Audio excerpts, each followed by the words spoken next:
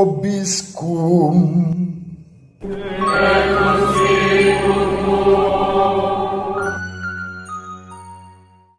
Sahabat peradaban kasih ekologis yang terkasih, selamat berjumpa dalam renungan harian bersama saya Romo Alois Budi Purnomo PR melalui channel ini. Semoga panjenengan selalu sehat, tetap semangat tanpa sambat, dan selalu bahagia, kebahagiaan yang bersumber dari Tuhan Allah kita. Renungan ini masih saya persiapkan di salah satu kamar di Pastoran Santa Teresia di Gereja Paroki Sangatta, Keuskupan Agung Samarinda. Terima kasih kepada Romo Paulus Fai, pada Romo Andi Savio Mering, pada Romo Yan, dan pada Bruder Mance, semuanya dari Ordo MSF, Missionaris Sacra Familia. Romo Andi memplesetkan mandukare sine fine, makan tanpa selesai. Tentu makan dalam arti perjamuan Tuhan yang tak kunjung habis. Terima kasih atas hospitalitas, keramah tamahan para Romo dan Bruder yang menerima saya dalam rangka pelayanan Paskah Ekumenis Komunitas Kristiani PT Kaltim Prima Gold di Sangatta, Kutai Timur sebagai kabupaten, keuskupannya Keuskupan Agung Samarinda. Matur sembah nuwun Monsinyur Justinus Harjo Susanto MSF yang melalui WA saya menyampaikan perjalanan ke tempat ini, dan beliau berdoa agar semuanya berjalan lancar dengan segala ucapan terima kasih. Matur sembah nuwun, terima kasih, Tuhan memberkati. Terima kasih juga kepada GM, KPC, abangku, Bang Polta, dan juga Mas Bangun, Mas Sakti, Bu Kika, Mas Ferry, Mas Andrew, dan semua saja yang tidak bisa saya sebut satu persatu, yang telah menjadi keluarga baru dalam iman akan Tritunggal Maha Kudus yang menjadi sumber keselamatan kita. Tetap semangat dalam pelayanan, juga dalam rangka menjaga keutuhan ciptaan dan kelestarian lingkungan, terutama melalui proses rehabilitasi dan reklamasi pasca tambang, mengembalikan bukit-bukit itu sebagai bukit-bukit yang hijau, yang nyaman bagi manusia dan bagi alam ciptaan lainnya, marga satwa. Hari ini hari Minggu Paskah yang ke-6. Kita bersyukur atas kebangkitan Tuhan dan penyertaannya untuk kita dalam juga penantian kita pada kenaikan Tuhan kita Yesus Kristus, dan nanti 9 hari sesudahnya Hari Raya Pentakosta Roh Kudus dicurahkan bagi gereja. Mari kita awali perjumpaan kita dengan bersatu di dalam doa. Kita menggunakan Mazmur tanggapan pada hari ini sebagai doa kita. Dalam nama Bapa dan Putra dan Roh Kudus. Amin. Kiranya bangsa-bangsa bersyukur kepadamu, ya Allah. Kiranya bangsa-bangsa semuanya bersyukur kepadamu. Kiranya Allah mengasihani dan memberkati kita. Kiranya Ia menyinari kita dengan wajah-Nya. Kiranya jalan-Mu dikenal di bumi, dan keselamatan-Mu di antara segala bangsa. Kiranya suku-suku bangsa bersukacita dan bersorak-sorai, sebab Engkau memerintah bangsa-bangsa dengan adil dan menuntun suku-suku bangsa di atas bumi. Kiranya bangsa-bangsa bersyukur kepadamu, ya Allah. Kiranya bangsa-bangsa semuanya bersyukur kepadamu. Allah memberkati kita, kiranya segala ujung bumi takwa kepadanya. Kemuliaan kepada Bapa dan Putra dan Roh Kudus, seperti pada permulaan, sekarang, selalu, dan sepanjang segala abad. Amin. Kiranya bangsa-bangsa bersyukur kepadamu ya Allah. Kiranya bangsa-bangsa semuanya bersyukur kepadamu. Dalam nama Bapa dan Putra dan Roh Kudus. Amin. Sahabat peradaban kasih ekologis yang terkasih, mari kita baca Injil pada hari ini. Kita masih melanjutkan membaca Injil Yohanes bab 15 ayat 26 sampai bab 16 ayat 4a. Dalam amanat perpisahannya, Yesus berkata kepada murid-muridnya, "Jikalau penghibur yang akan kuutus dari Bapa datang, yaitu Roh Kudus, yaitu Roh kebenaran yang keluar dari Bapa, Ia akan bersaksi tentang Aku, tetapi kamu juga harus bersaksi, karena kamu dari semula bersama-sama dengan Aku. Semuanya ini kukatakan kepadamu supaya kamu jangan kecewa dan menolak Aku. Kamu akan dikucilkan, bahkan akan datang saatnya bahwa setiap orang yang membunuh kamu akan menyangka bahwa ia berbuat bakti bagi Allah. Mereka akan berbuat demikian karena mereka tidak mengenal baik Bapa maupun Aku. Tetapi semuanya ini kukatakan kepadamu, supaya apabila datang saatnya kamu ingat bahwa Aku telah mengatakannya kepadamu." Demikianlah sabda Tuhan. Terpujilah Kristus. Sahabat peradaban kasih ekologis yang terkasih, pada hari ini kita membaca Injil Yohanes yang mulai bicara tentang Roh Kudus sebagai roh kebenaran, sebagai roh penghibur.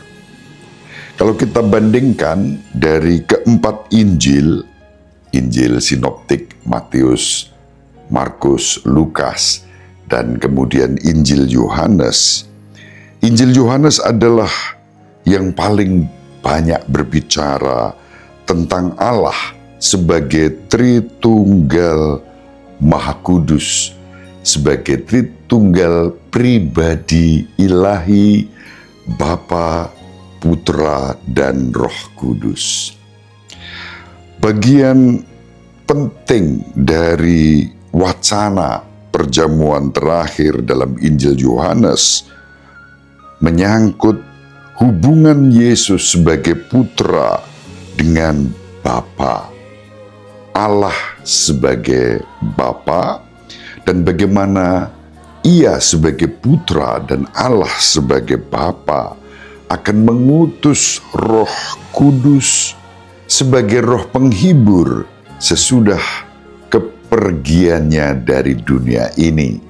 Dan itu secara historis juga secara liturgis kita kenang dalam hari raya kenaikan Tuhan kita Yesus Kristus nanti pada tanggal 29 Mei tahun ini. Sahabat peradaban kasih ekologis yang terkasih, kalau kita membaca Injil Yohanes, di seluruh Injil Yohanes ada banyak ayat yang mengungkapkan misteri Tritunggal Maha Kudus ini.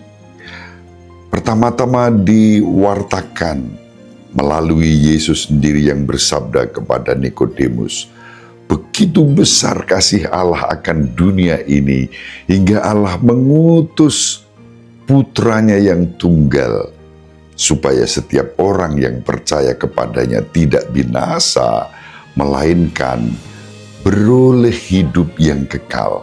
Injil Yohanes bab 3 ayat 16. Kita sudah merenungkannya. Lalu pada ayat ke-17, Tuhan kita Yesus Kristus bersabda, sebab Allah mengutus putranya ke dalam dunia, bukan untuk menghakimi dunia, melainkan untuk menyelamatkannya melalui Dia. Sahabat peradaban kasih ekologis yang terkasih, Bapa mengasihi putra dan telah menyerahkan segala sesuatunya kepadanya. Itu yang disabdakan Yesus, relasi antara Yesus sebagai putra dengan Allah sebagai Bapa. Kita baca dalam Injil Yohanes bab 3 ayat 35. Lalu dalam Injil Yohanes bab 10 ayat 30, Tuhan kita Yesus Kristus bersabda, Bapa dan aku adalah satu. Dan dalam Injil Yohanes bab 14 ayat 7, Yesus bersabda, jikalau kamu mengenal aku, kamu juga akan mengenal Bapa-Ku. Selanjutnya dalam Injil Yohanes bab 14 ayat 10, Tuhan kita Yesus Kristus bersabda, Bapa yang diam di dalam aku, dialah yang melakukan pekerjaannya. Selanjutnya pada Injil Yohanes bab 14 ayat 16 sampai 17. Tuhan kita Yesus Kristus bersabda, aku akan minta kepada Bapa dan Ia akan memberikan kepadamu seorang penghibur yang lain, supaya Ia menyertai kamu senantiasa, yaitu Roh kebenaran. Selanjutnya dalam Injil Yohanes bab 14 ayat 26, Yesus bersabda, penghibur yaitu Roh Kudus yang akan diutus oleh Bapa dalam namaku, dialah yang akan mengajarkan segala sesuatu kepadamu. Lalu dalam Injil Yohanes bab 14 ayat 26, kita menemukan sabda Yesus, penghibur yaitu Roh Kudus yang akan diutus oleh Bapa dalam namaku, dialah yang akan mengajarkan segala sesuatu kepadamu. Selanjutnya dalam Injil Yohanes bab 15 ayat 26, Tuhan kita Yesus Kristus bersabda, jikalau penghibur yang akan kuutus dari Bapa datang, yaitu Roh kebenaran yang keluar dari Bapa, Ia akan bersaksi tentang aku. Masih kita baca dalam Injil Yohanes bab 20 ayat 22. Setelah kebangkitannya, Tuhan kita Yesus Kristus menghembusi para murid-Nya dan bersabda kepada mereka, terimalah Roh Kudus. Sahabat peradaban kasih ekologis yang terkasih, dalam bacaan yang kedua tidak kita baca, dikutip dari kitab Wahyu, penulis Injil Yohanes yang sama juga penulis kitab Wahyu, mendapat penglihatan tentang kota suci Yerusalem baru. Gerbang Yerusalem baru dengan nama-nama dari 12 suku Israel, melambangkan bagaimana seluruh dunia masuk ke dalam gereja perjanjian baru melalui janji-janji yang dibuat Allah kepada Israel.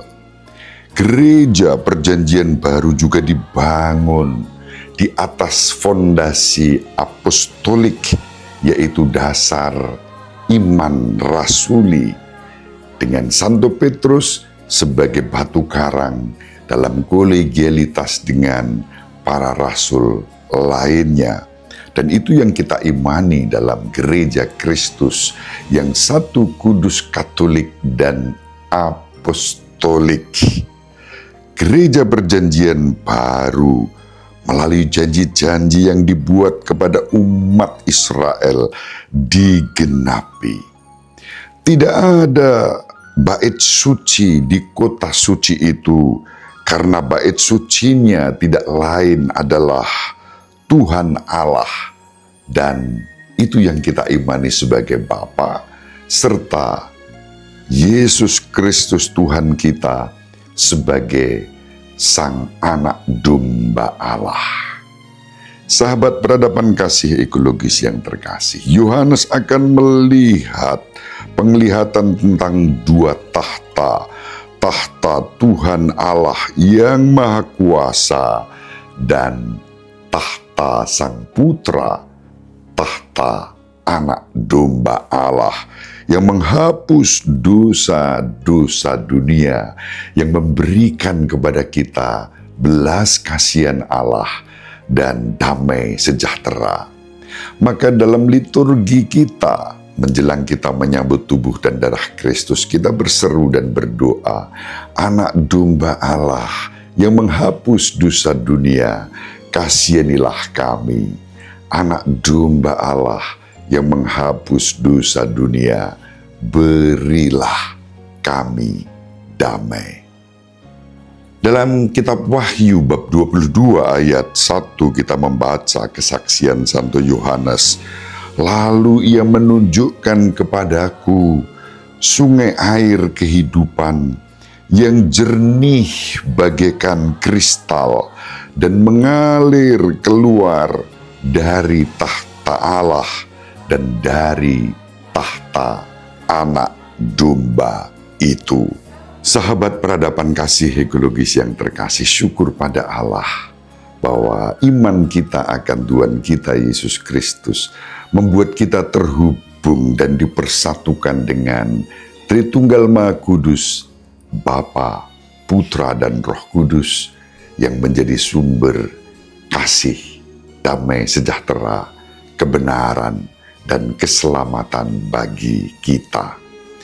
Semoga iman kita kepada Allah Bapa, Putra, dan Roh Kudus semakin meneguhkan hidup kita menjadi tanda damai sejahtera dalam kebenaran kasih melalui perjumpaan, dialog, persaudaraan, dan persahabatan kita dengan semua orang tanpa diskriminasi. Semoga bermanfaat. Ibu Maria dan Papa Yosef selalu mendoakan kita. Semoga panjenengan semua sahabat peradaban kasih ekologis yang terkasih bersama seluruh anggota keluarga dimanapun berada dibimbing, dilindungi dan diberkati oleh Allah yang Maha Kuasa, Bapa dan Putra dan Roh Kudus. Amin.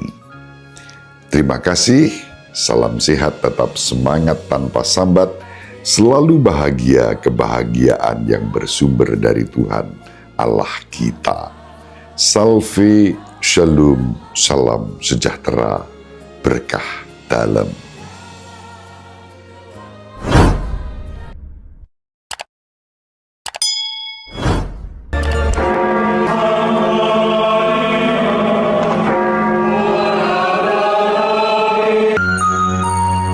Sahabat peradaban kasih yang terkasih, sampai jumpa pada episode berikutnya. Terima kasih atas kebersamaan kita. Salam peradaban kasih ekologis, berkah dalam.